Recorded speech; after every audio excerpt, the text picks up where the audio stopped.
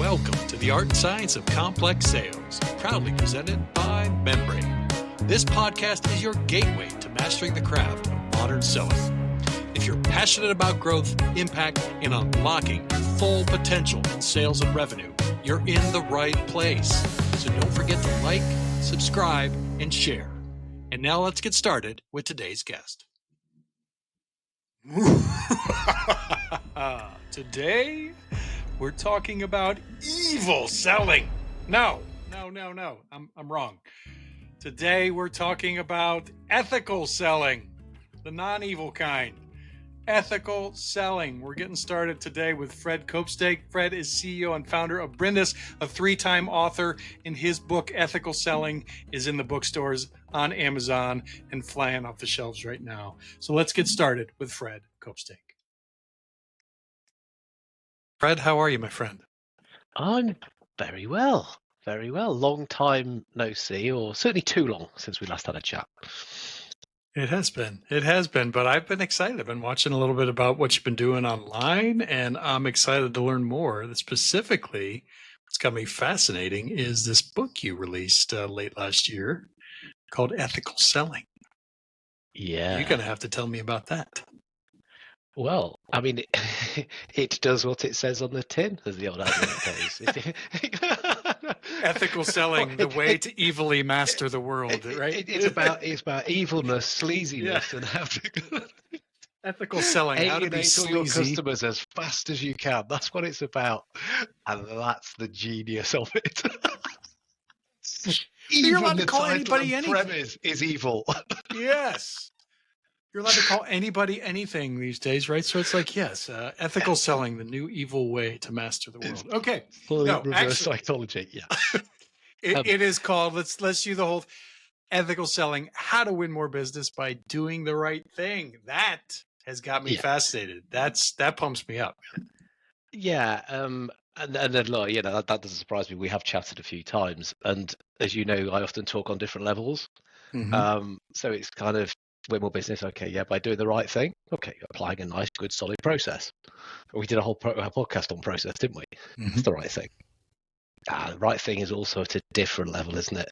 Yeah. It's by doing what's good and just and correct, because it's what works, and it's what customers want.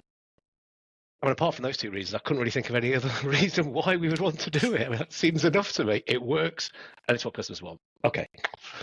So we looked to set that out, and what I did is made the decision to go, rather than very much into the principles and the ethics and the values and the morals and all the stuff which I've seen people, when they talk about this, they go off up into the atmosphere, and it doesn't really help anyone. If I know salespeople and I've got a reasonable idea what they're like, they want to be told what to do. Okay, right, yeah, you told us it's a good thing. Going to help us sell more, but how? What do I do? What do I go into work and do tomorrow? So it's gone very, very tactical on each of the elements of the ethical model to say, right, do this, do this, do this, do this. Or actually, you probably are doing this. Do more of it, or do some of this with this, and it'll work really well. So I went very tactical on it deliberately. Well, same thing. It's like how they want to be. Many salespeople need, and I think salespeople, sales leaders, everybody in sales, right? What are the recommendations that we need to do to grow our business, and how are we going to do that effectively? You mentioned the ethical model. What is that? Like, what is the ethical model? Well, you know I am quite a literal and practical person. Mm-hmm. It's the 7 elements that we can group some of the best practice into, so that people can sort of recognize that and start to use it in a way which is memorable.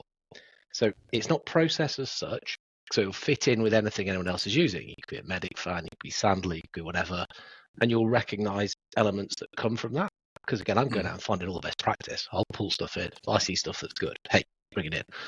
So then we go through each of these sections: empathetic communication, transparency and integrity, informed decision making, holistic value creation. So what have I spelled so far? C. You need the C. Oh, yeah. The one that I wrote my first book on, collaborative relationship building. Yeah, if you can't pull out your own book, it's a very poor show. Adaptive negotiation, and then the last piece is about learning and growth and having those bits, I can pull stuff in and go, right, there we go. This is what you're doing, and it will fit with hope. Well, I would suspect the way in which you're operating now, because I joke it apart, like at the beginning, you're not going to pick that up unless you are curious and some way down the line in that this is probably the right way to do things. Yeah. Back to, I mean, if it was titled evil selling, you'd have a very a subset of people that want to touch that. Ethical selling is the same way, right? Yeah, I might even write the evil one and see if it sells more. But funny enough, you mentioned sales leaders. The beginning part is for sales leaders because I want to I do call out. So the first second chapter is like, well, why is it a good idea? So it's a little bit more than those two things I said. And then I go, and then I'm going to call out the reasons that you will say it's not. And then I'm going to call out why that's BS. Well, give me some of those reasons, because I can think of them on the fly, right? But give me some of the reasons why people push back. Why do you think it's not? Again, I'll distill stuff into the simple version for this, which is like, I call it the Goldilocks dilemma, where people will look at it and, Goldilocks are three bears and it's too hot or too cold. It's like, it's too hard or it's too soft. So people will group some of the reasons not to do it under it's a load of training, or it's too much to get our head around, or we're going to have to change too much stuff, or blah, blah, blah.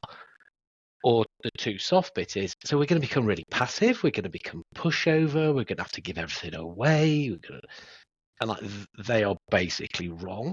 And we can sort of explain why. And ultimately we're driving from I'm a simple version, we're driving towards win-win-win.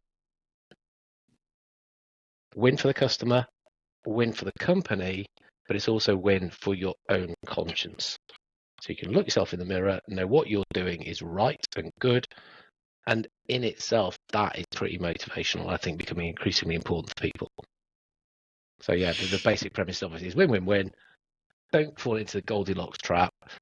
Use the ethical model to look at these bits, which you can now start to apply. And you'll probably be doing better than a lot of other salespeople because customers are liking it. I like it because it helps you judge. I am as well a big framework guy. I love frameworks by which to judge reality, right? So, especially when they are effective frameworks by which to judge reality. So, am I doing the right actions that allow me to do those three things? That win-win-win. So let's start with the E. And we talk about tactical things. So what are some of the tactical? I don't want to dive in and rip your whole book apart. You got to read Ethical Selling to get all the good juicy parts. But give me some of the tactical parts of the E. No, okay. So E, empathetic communication, and so some of this stuff people might think it's too simple. So well, that's great. If you're telling me it's simple, I've done a decent job, I think. So E is empathetic communication. So it's if we're going to do that, should we just understand what empathy is? So it comes from EQ, so emotional intelligence, being able to put yourself in somebody else's shoes. Okay, well, that's good reason, because then you can understand stuff better from their perspective. Talk to them better. So how do we do that? Questions. I mean, I'm always going to write back questions in the sales book. Let's get it in there early. That's going to improve your communication. Talk about some of the ways in which you can ask questions. And then if you are going to ask questions, you might want to listen too. So we're talking that practical, that basic.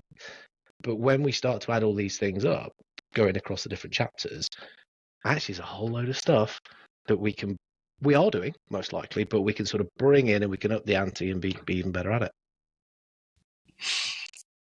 Let's go to T, because I like that. That's really good. Let's go now. Your T. Give me some more practical tips. Absolutely. So transparency and integrity. I just basically say in the book, you can't talk about transparency without mentioning Todd Capone, can you? I mean, you certainly shouldn't, in my humble opinion. And I talked to him a little while back, and he introduced me to this concept of lead with a flaw, which took me getting my head around a little bit. So a flaw, a fault. So it's actually, rather than sort of hoping nobody notices, we might not be the right solution for them. It's saying, do you know if this is what you're actually looking for? We might not be the best person for you. But if you're looking for this, this, this, and this, and they're also on your criteria, then actually we would be the best. Huge trust builder, very fast. disarming and the right thing to do. Mm-hmm. So again, it's a brilliant tactic, and he's written a brilliant book about it. So I just call out that little one that's in there. And then it's Well, just kind of giving accurate information, just being open, being honest, because it'll leak through if you're not being so. Well, it's interesting, and you talk about the tactics, and we're talking about these things that actually work. But you're right; it is the right thing to do, and that is how people respond. And it's a very easy thing to do, like to be able to say, "Hey, yeah, quite frankly, I'm not the best here, and here. I am the best here, here and here. Like we knock it out of the park, and it's so appreciated." And I think that's another. It's the first time I've heard that discussed as an ethical thing to do, not just as a sales tactic or just but this is truly an ethical right thing to do, and that is why it works. Right? It works because it builds trust. It's the right thing to do. It's got all these reasons why we need to get our head around it. It might be obvious to you and I. Some people really, really struggle with it. Mm-hmm. I do talk about it in the book where a mate of mine's a dealer principal. So it's a car lot.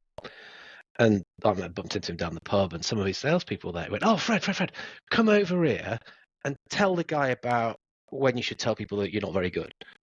Okay, that's not quite the tactic. I think you mean lead with a flaw. And I explained it to this young sales lad with pointy shoes and everything. And he just looked at me like I was from Planet Zol. He's like, "Why would I want to say to somebody that the car might not be correct for them? I just want to get a check off them and get them off the lot as fast as I possibly can." It's kind of all through you. Mm-hmm. He just didn't get it. And I thought, it's quite sad actually that ultimately he might. So yeah, that's why this stuff can give you competitive advantage, because people are still doing the stuff that they think works better, but which is getting us that sleazy kind of just a bit off type reputation. Yeah, because quite frankly, you're not the best at everything, right? And nobody is. That's why we have competition in market, but being able to just discuss that openly and honestly is very refreshing. It's very nice. Yeah, big trust builder. And then just being really clear on this is the way we're going. So like another tactic or tool that I talk about is using a mutual action plan, or outcome enablement plan, some people call them, which is again just saying, right, this is where you want to be. We've worked this stuff out. These are things that you're going to have to do, or we're going to have to do. You're doing this, I'm doing this to get there. It's just really open. It just works, doesn't it? So I say, people listen to this, there's nothing new in this. Well, no, but hopefully the way that I've set it all in so you can get it all in one place, will be helpful to apply it better. Can you write ethical buying next? Do you know what? I've just been asked by the procurement network, the biggest procurement network in the world, to run a regular show for them once a month about what selling is about and what salespeople are trying to do, so that they can, they have to sell stuff because they have to sell ideas internally, but also so that they can understand what salespeople are trying to do, so they can actually behave right to get the best from the salesperson. Which is very cool, actually. I was dead flattered to be asked to do that. Yeah, that's really the responsibility on the world of sales is falling on my shoulders to do this. But yeah. Well, and the reason I asked that question is because it is one of those things that I love selling this way. I love selling, developing trust, developing relationship. I think it's fun. I love developing plans. Hey, we're both going to do this, mutual. Great. We give grace. We forgive when somebody forgets and that type of stuff, but we do our best. But there is this whole world of sales that pits people in competition with each other. Or it's a whole thinking in sales that it's almost pitting the buyer and the seller in competition, right? Where it's, oh man, I am going to try everything I can to get the most value out of this person, and the other side is saying, I'm going to try everything I can to rip things out of the price and to get the best deal and hold myself up as a hero, instead of just saying we're going to both do everything we can to get the best deal for both companies. And so how do you respond to that, I guess, in this framework? Well, I picked that up in a couple of areas. So mainly in the collaborative relationship building chapter, well, I take the first book and summarize it into like a shorter amount of words, the value framework. So again, the framework that I take a whole book to elaborate on. I talk about that, but I talk about that this is built on the concept of PQ, partnering skills. So think like a partner, behave like a partner, you will collaborate better, and you'll not waste all that time trying to trick each other and kind of, do the stuff, which also takes energy that we could be applying into aligning and actually getting to the outcomes that are suiting us both. And if we are open enough and honest enough to establish that, we'll do a better job. And so another element of that is it takes two to tango. If someone doesn't want to do that, well, actually, are they a good customer? Are they a good prospect? Should we be disqualifying early and saying, hey, no, we're not going to get where we need to. We're just going to be banging heads all the time. And it's just going to be really tiring do you address that? And just generally horrible. Do you address disqualification anywhere in ethical selling, like and when to sell, when not to sell, is that something that goes in your framework? So there's another really big concept that's in there. Like I originally came across this from a guy called Simon. Oh, this is terrible. He wrote the foreword from Simon. Good old Simon. Good job, Simon. Oh, well, Bowen. It's the end of my day. We're recording this at the end of my day. I've done a Simon Bowen. He talks about this concept of buyer safety, which we have a responsibility of salespeople to ensure that they are in a safe environment for how they operate, how they make decisions, and just generally how we interact with them, which includes like giving the right amount of information, thinking like a partner. So this comes a bit more in under the informed decision-making chapter, but saying, look, we have to be giving them this stuff. But that begins at the very beginning, because if we think, we're unlikely to get there because of them, not because of us, well, let's just get out there early and go and find a different scenario where we can do that. Yeah, I am I'm responding to, it's an interesting thing. I'm responding to, making a decision on whether to respond to an RFP. And that's one of the factors that I'm making a decision on. Like, it seems to be a very gated, closed, that type of RFP. I don't believe that's selling. Like, I hate RFPs, like, from the bottom. I understand they need to grab information, but the inability of this buyer they've structurally taken out a relationship from the process. Like, they have tried to destroy that, and therefore have killed much of the value of the sellers. And that is one thing. Like, I think when to choose to pursue those type of things, if they're not fitting with you, I think you got to have the ethics to say, nope, it doesn't feel right. Yeah, the spidey senses start going. And also, we've been around enough to know that if the RFP has been issued, some work has been undertaken to get there. Mm-hmm. And request for information might be slightly different, but there's something that's happened. There's been some trigger, and they've started to work out what they're going to do, and they're looking at perhaps ways in which they can solve those things, and then they need a bit of help from it. So let's ask other people to. That smart salesperson would have been involved right at the very beginning. They'd have said, hey, you guys are probably being triggered by this stuff, and I suspect you're going to be doing these sort of things to do it. And so they've either done this on their own, so they're highly biased towards the way they've worked out to do it. So when you come with a different suggestion, no, don't like it, I like my way.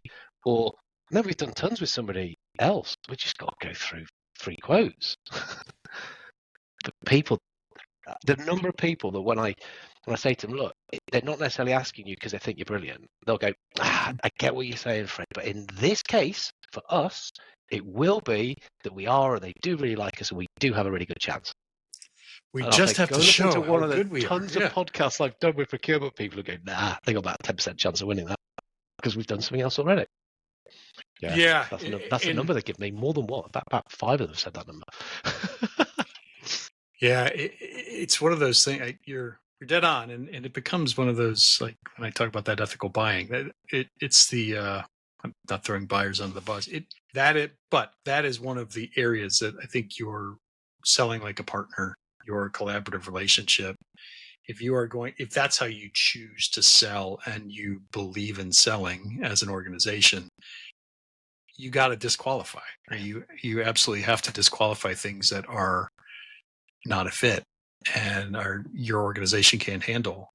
Otherwise, you're not. What did you say at the beginning? That third win is being able to Conscience. Your conscience. So Yeah. well, you're potentially not going to win any of them Mhm. because the customer isn't really getting what they want. Your company probably isn't going to make the sell, and your conscience is like all over the shop because you're doing Yeah. stuff which isn't really fitting. So that's where we get a lot of the stress and the sort of why are we doing this? Yeah. That's I love that three W's, because the alignment with those is so important, and the alignment with the third is something that too often people are asked to ignore. Yeah. And why is that? We're human beings, aren't we? We're Yeah. emotional. If this stuff isn't right, if we're not aligned, a bit like stuff we were saying before we hit record, it's like it's just not fun. Yeah. So how do people find the book, and how do people connect with you on this? And tell me some of the other stuff that you're 3 questions from a salesperson in a row. I should only ask awesome, one. Mate. Awesome. How do people? No, that's good. Yeah. How do people? But you're going to edit it, aren't you? You're going to edit this. Yeah. So, Paul, of those 3 questions you asked me, I'm making sure you can't edit it now. No, I'm not editing. No, that's staying in. It's funny though, because you picked up, you're doing it straight away. Find me on LinkedIn. That's where I'll tend to hang out quite a lot. And do connect. If we're not connected, if we're already connected, say you heard us. If you're not, connect. Don't just follow and then say, yeah, I heard you and Paul chatting about stuff. Books on Amazon. Yeah, that's the easiest place to get it into most hands. And yeah, the other thing that if this is starting, I mean, I'll talk to anybody about this stuff. If you want to know a little bit more, reach out and I'll share it. But what I'm also really excited about, proud actually, is that model is being used by the Institute of Ethical Selling for what they're going to do, or what they do, around the orientation and certification. So people could go and they can become a member. They go through training with like some of the little bits that's taken out of the book, pass the test, get a rubber stamp. They can display the cert key, the little badge, saying, "Hey, look, this is how I go about stuff. This is the way I sell." Which Congratulations! Yeah, no, it's really cool. It's really very cool. I mean, hopefully you can't hear my dog being so excited in the background. Okay. You know what? I'm taking that as a massive buying signal, and we're probably now going to have little certi key things that go on collars. Ethical seller's dog, something like that. Giving me a new idea. She was so happy. The merch department's on it already. Yes, she was so happy. We need to have. Yeah, we'll get a picture of Elsie on the front for you. It'd be great. But no, that's really exciting, and you've been working on that for quite some time now. So there is, and that to come to fruition is brilliant for you. Yeah, it was really nice to be asked by the guys who are also involved in this to say, hey, look, this stuff that you've been doing, this is what we need to make this thing work, and let's sort of try and do a bit of good. And yeah, it's look, in a few years' time, if we've got sellers with these certi these badges saying, hey, look, this is what I subscribe to, it'll be awesome. I would feel pretty fulfilled, I have to say. Right, that's wonderful, and you should hurt your shoulder by giving yourself a pat on the back for writing this book too. Congratulations on that. And you have 2 others, just so I want people to know. What are those? Because you kept on referring to the partner one throughout here, but let's make sure everybody knows the full library. Yeah, that was the first one where I really started to get my head around what we're actually doing here in sales. Why are we doing stuff the way we do? And as sales evolve, sort of aligning and collaborating with people seems to be able to take the consultative part, the value-based selling part, all the good bits, but this mindset of thinking like a partner and using that to really build those relationships better, get us where we want to be. So I wrote that, came out in 2020. Same time as COVID, wasn't it? I'm like, yeah, okay. Which didn't make it bad, actually. It actually only made, I think, that style of selling even more important. But what happened in COVID, I mean, I, like everyone else, was sat watching Netflix. By the time I got to the end of Tiger King or Tiger whatever King. it was, I was like, come on. Fred, use your time a little better here. The world is changing at pace. The sales world is being turned on its head. Stuff's going on here. And you've got a load of time because you're not allowed out. I love it. I love it. You use your time a little bit more practically. So that's why I wrote hybrid selling, which is about, it just became obvious that salespeople need to be more accomplished in a whole load of different stuff. So it's not just like being able to work online and whatever. Lots of different skills have, for someone someone's involved in a complex, sophisticated sale, you need to bring a lot to the party. So yeah, that's why I launched. I did that then, and then it's just the natural flow that looking at where we're going and what's going to work best is why the ethical selling pieces has come out next. So yeah, the three all work really well together, and it's kind of like how I package all the stuff up to try and get people where they need to be. That's awesome. Well, congratulations. That's great work. It's great work. No, and thank you, mate. Appreciate that. We're in the business of elevating the sales profession, and it's good to have great partners doing that. So you're doing great stuff, man. I appreciate it. No, thank you for giving me a chance to talk about it, as always. Really well, cool. Hopefully I asked good questions and helped you get some of the contents out. For anybody that is thinking about this, go ahead, pick up the book. It's on Amazon. Reach out to Fred. Even if you want to reach out to him before you pick out the book, Fred will ping you back and talk things through with you. Being adopted by the Institute of Ethical Selling, that's amazing. The book is titled Ethical Selling, and it is definitely helping to elevate the profession. So thank you, Fred. This has been an awesome time. Any final words you want to say to the audience, or at least not final words, but to end the podcast, No, well, just thank you for giving me the platform to share this stuff. We could do our bit, but it's people who take it and start to use it. So look, I'm here. I'll share stuff. I'll help you bring it into the way in which you operate. Yeah, that's what we want to do. Awesome. All right, everybody, take him up on that. Let's make it happen. And with that, we'll just keep saying, like we do every time, shine bright and have an amazing day. We'll talk to you soon, everybody.